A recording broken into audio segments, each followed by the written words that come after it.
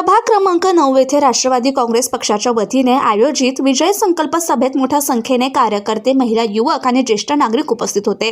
सभेचे वातावरण अत्यंत उत्साही असून यावेळी अमोल रतन बालवडकर यांच्या भावनिक आणि आक्रमक भाषणाने संपूर्ण सभा भारावून गेली।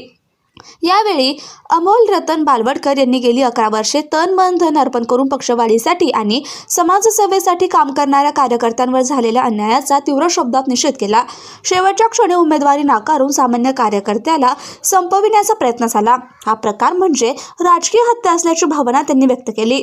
यानंतर उपमुख्यमंत्री अजित पवार यांनी आपल्या भाषणात पुणे महापालिकेच्या अपयशी कारभारावर जोरदार टीका केली। वाहतूक कोंडी, अपूर्ण रस्ते, खड्डे, कचरा व्यवस्थापनाचा अभाव, अनियमित पाणी पुरवठा आणि वाढते प्रदूषण यामुळे पुणेकर त्रस्त असल्याचं त्यांनी सांगितलं।